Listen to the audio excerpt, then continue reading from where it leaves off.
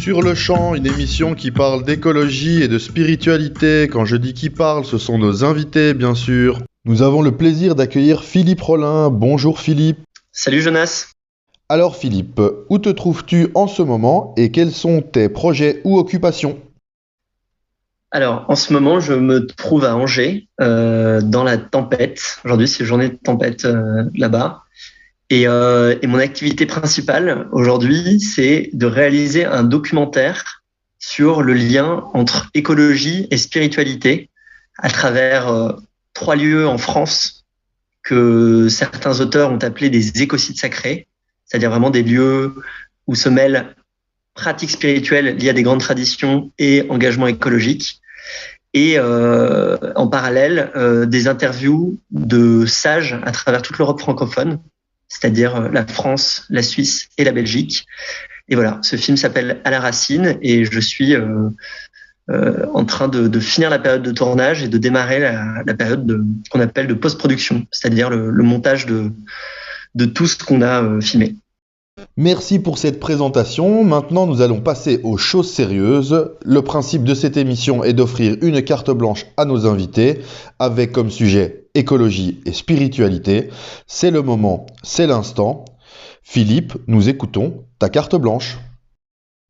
Dans le lien entre écologie et spiritualité, moi, le premier truc qui m'est venu en y réfléchissant, et c'est quelque chose qui est vraiment lié à la base de ma pratique étant la méditation Vipassana, une des techniques de méditation qui existent dans la pléthore de techniques de méditation. Comme je disais, pour moi, la base, c'est d'apprendre à voir les choses telles qu'elles sont et pas telles qu'on voudrait qu'elles soient. Et en fait, ça, pour moi, c'est fondamental dans le dialogue entre écologie et spiritualité parce que, en fait, c'est lié à mon histoire personnelle. Je crois que c'est en commençant à vraiment m'ancrer très sérieusement dans la méditation que j'ai eu la capacité de me connecter réellement avec l'état aggravé de la planète Terre, de vraiment prendre conscience de l'étape irréversible dans laquelle nous sommes collectivement embarqués. Et ça, je sais que c'est lié à cette pratique qui me permettait de voir les choses telles qu'elles sont et pas telles que je voulais qu'elles soient. Et en fait, la méditation, ça amène plusieurs trucs. Déjà ça amène à se rendre compte que notre esprit est conditionné par tout un tas de choses. On a cette espèce de petite boîte parlante intérieure qui est en fait ultra influencée par notre culture, notre éducation, notre histoire personnelle, nos blessures, nos croyances. Et ce qui fait que quand on n'a pas la capacité de temps en temps via des outils, et la méditation est un de ces outils, d'éteindre un peu le disque dur et de pouvoir se connecter à autre chose. Et on voit pas les choses telles qu'elles sont. Je crois vraiment qu'on voit les choses avec des lunettes colorées. En l'occurrence, dans ce que je pratique, la méditation Vipassana, moi j'ai vraiment pu expérimenter que de plus en plus j'étais dans la capacité de me connecter à mon corps, de ralentir, et qu'en fait ce corps qu'on a, il nous donne tout un tas d'infos en continu que notre culture occidentale ne nous apprend pas à écouter. Et moi, dans les infos qu'il m'a données, c'était vraiment un espèce de cri d'alarme, quoi. Collectivement, l'humanité est en danger, la planète ne va pas bien. Et vraiment, j'insiste sur le fait que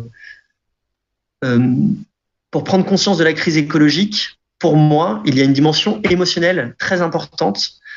La raison résonante, la pensée qui tourne en circuit clos dans la tête ne peut pas faire le taf aujourd'hui dans ce qu'il s'agit de réaliser. En ce moment, en France, c'est les présidentielles et on entend tout un tas de candidats, des hommes en général en costard-cravate. Il commence à y avoir des femmes, mais c'est principalement des hommes.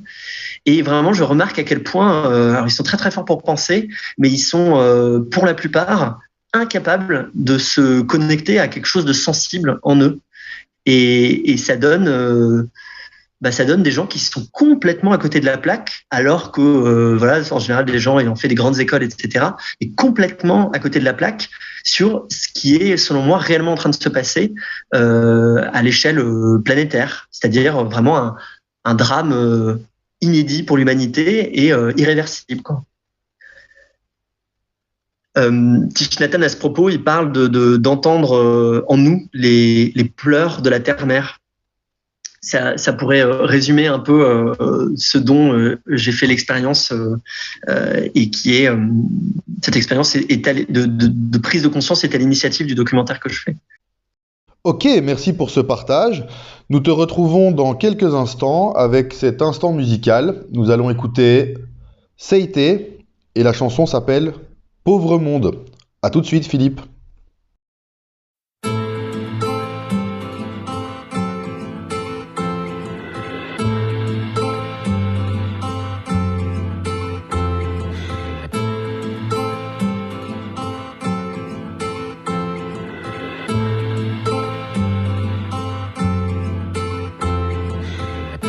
Faudra pas grand chose avant que sonne le gong. Jour après jour on creuse ta propre tombe. Un jour on paiera cher pour ce que les hommes te font. Pauvre monde, il faudra pas grand chose avant que sonne le gong. Jour après jour on creuse ta propre tombe. Un jour on paiera cher pour ce que les hommes te font. Regarde ce que l'homme t'a fait, c'est de la folie pure. Bueno dans ma galère, bien dans ma solitude. Il crée des maladies, propage de faux virus. Argent, gloire et pouvoir, confort et fioriture. Hier j'ai enfin compris ce que c'était que méditer. J'ai senti l'énergie, j'ai pas de mots pour l'expliquer. Mon bédo ne tuera personne, monsieur l'agent. Le plus dur reste à faire, ouais le futur c'était mieux avant. Et puis je suis tout palo, pourquoi j'écris ces phases? La vie est un cadeau qu'on ne méritait pas. Amour et bisous, mon cul, on a pillé l'or de la terre pour s'acheter voitures et bijoux. On a troué la couche d'ozone, déraciner les arbres, légaliser la bœuf, arrêter de fabriquer des armes. T'essayes rabat-joie, aucune échappatoire. Va donc manger ton hamburger au cœur de l'abattoir. Et non, il faudra pas grand chose avant que sonne le gong. Jour après jour on creuse ta propre tombe. Un jour on paiera cher pour ce que les hommes te font. Pauvre monde, il faudra pas grand chose avant que sonne le gong. Jour après jour on creuse ta propre tombe. Un jour on paiera cher pour ce que les hommes te font. Pauvre monde, il faudra pas grand chose avant que sonne le gong. Jour après jour on creuse ta propre tombe. Un jour on paiera cher pour ce que les hommes te font. Il faudra pas grand chose avant que sonne le gong. Jour après jour on creuse ta propre tombe. Un jour on paiera cher pour ce que les hommes te font. on paye pas un rappeur avec des likes, on paye pas son dealer avec des chèques repas. J'aime le rap et je sais que le vrai restera. Qu'est-ce qu'on laissera à nos gosses? Un monde en ruine, c'est impardonnable. Des chances et une justice peu équitable comme ma paire de Nike. À l'aise, ma galette et ta galette, on nous a déposés ici, m'amène tous dans la même galère. De me plaindre, je n'ai plus l'âge, j'ai vu la souffrance. Y a pas grand chose de plus sincère qu'une larme. Il suffit d'une latte, d'un verre ou d'un 16, d'une lame, d'un sourire. Bref, il suffit d'un geste pour changer la planète. Stoppons les faux débats, les gros déboires. Nos mots d'espoir plieront leurs arbalètes. On touchera pas de somme, mais c'est pas grave, je ne fermerai pas ma gueule tant qu'elle ne touchera pas le sol. Bien dans mon futal et dans ma paire de ces bagots. Le nouvel iPhone est pas mal, ce foutu monde n'est pas beau, non. Ah, qu'est-ce que je les déteste. Argent égale bonheur, je vais respecter la feuille, ne fût-ce que pour l'arbre qu'elle était. Qui sont les vrais coupables? Dis-moi, c'est il ou elle qui veut éteindre à jamais le peu d'espoir qui nous reste. Le monde a déraillé, bégayé. Enfant de l'humanité, il est grand temps de se réveiller. Oubliez hier, laissez le soleil briller. Crier que la terre puisse entendre nos prières. Non, il faudra pas grand chose avant que sonne le gong. Jour après jour on creuse ta propre tombe. Un jour on paiera cher pour ce que les hommes te font. Pauvre monde, il faudra pas grand chose avant que sonne le gong. Jour après jour on creuse ta propre tombe. Un jour on paiera cher pour ce que les hommes te font. Pauvre monde, il faudra pas grand chose avant que sonne le gong. Jour après jour on creuse ta propre tombe. Un jour on paiera cher pour ce que les hommes te font. Pauvre monde, il faudra pas grand chose avant que sonne le gong. Jour après jour on creuse ta propre tombe. Un jour on paiera cher pour ce que les hommes te font. Pauvre monde, pauvre monde, pauvre monde.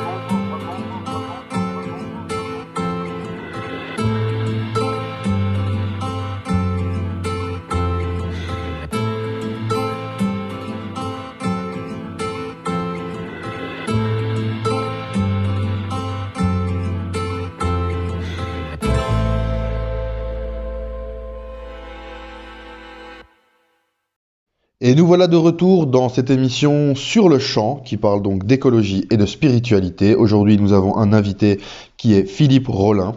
Alors, Philippe, une question me vient à l'esprit au vu de ta carte blanche. Comment, lorsque l'on n'a jamais pratiqué la méditation, comment peut-on commencer ?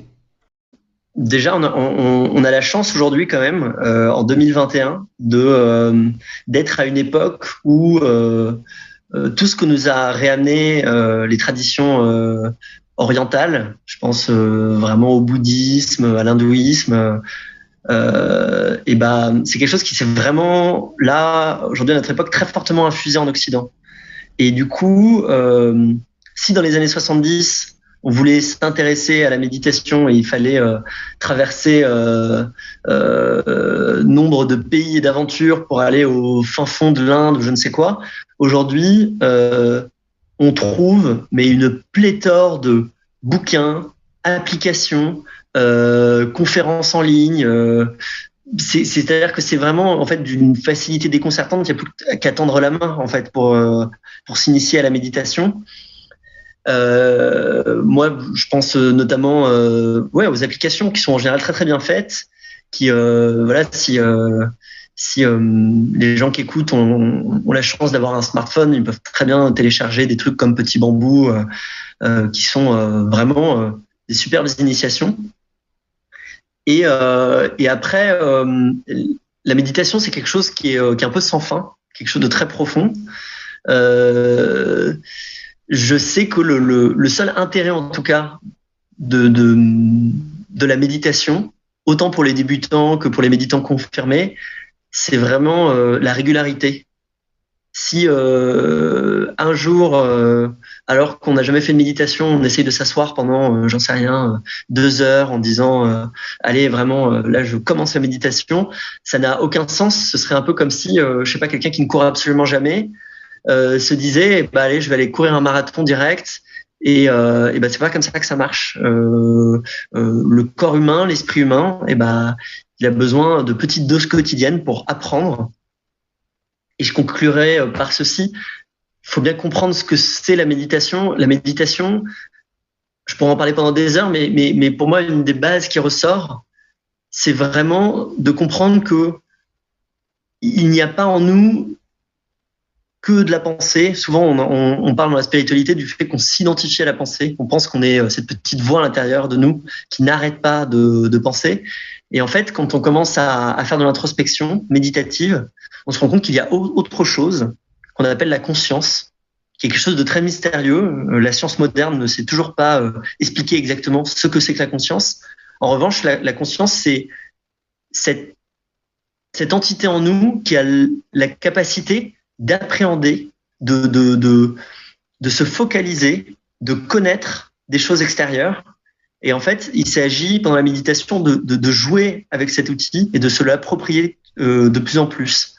Donc en fait, on médite quand on se focalise sur une musique ou quand on est concentré sur les carottes qu'on est en train de couper. Moi, quand je médite, quand je m'assois sur mon zafou de méditation, en fait, je ne fais rien d'autre que tenter de concentrer de focaliser toute ma conscience, de me concentrer sur une seule chose. Alors, ça peut être la respiration, les sensations sur mon corps. Et si je fais ça, c'est parce que je m'entraîne à le répéter ensuite dans mon quotidien. C'est-à-dire d'être capable de vraiment être totalement présent et focalisé à l'activité que je suis en train de faire. Donc, bouquin, appli, jetez-vous sur la méditation, ça vous fera un bien fou. Philippe, deuxième question. Alors, tu as parlé de lunettes colorées. Est-ce que certains ont des lunettes colorées et d'autres sont aveugles ? Y a-t-il un voile noir devant les yeux de certains ? Tu as fait un lien avec la politique. Peux-tu revenir sur ce principe de lunettes colorées, s'il te plaît ? On est tous dans une forme de subjectivité. C'est quasi mission impossible pour un humain, à moins d'être éveillé, de vraiment voir le monde avec objectivité. Le monde, il est pour tout le monde. Quand je parle de lunettes colorées, le monde qu'on observe est sans arrêt coloré par notre histoire personnelle. C'est marrant de voir que deux êtres humains qui observent un fait divers ne vont pas l'interpréter pareil, ne vont pas forcément y voir la même chose. Moi, il y a un mythe que j'aime beaucoup, qui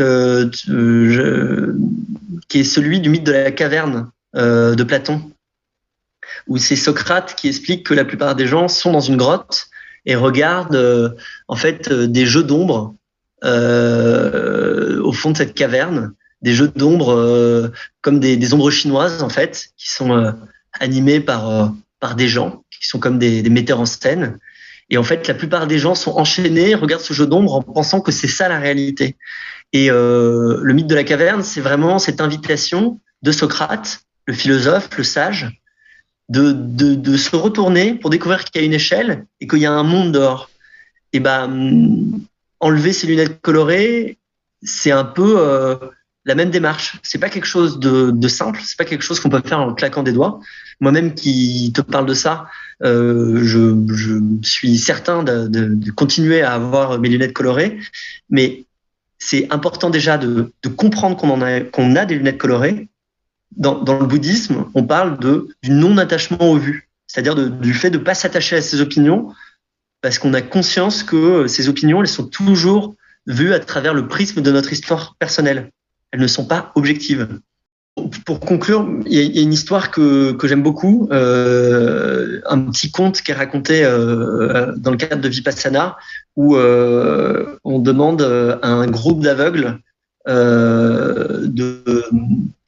d'expliquer ce que c'est qu'un éléphant, sachant qu'ils n'ont jamais été en contact avec un éléphant.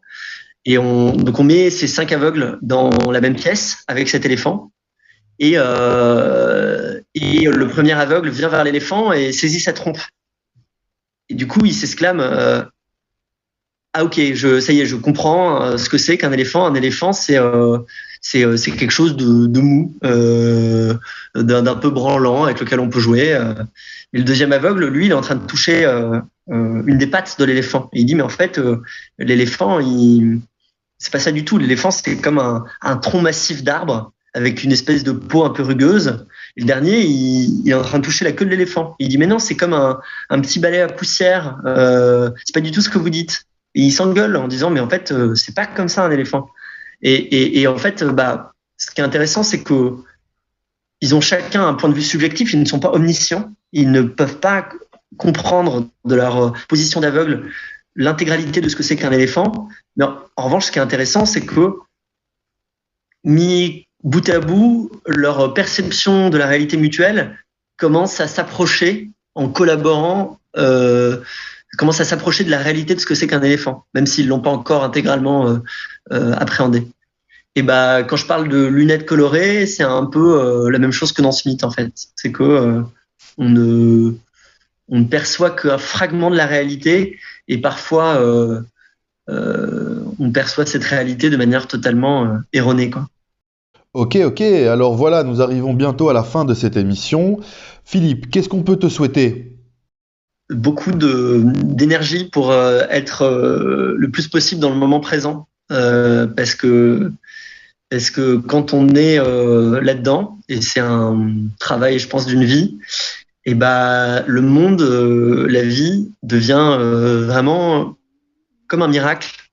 Et je pense que tous les grands maîtres qui m'inspirent vivent dans un monde merveilleux dont on n'a pas conscience. Et voilà. Donc, si on peut me souhaiter quelque chose, c'est d'être de plus en plus capable de vivre dans l'ici et le maintenant. Et du coup, de pouvoir se reconnecter avec le miracle qu'est la vie.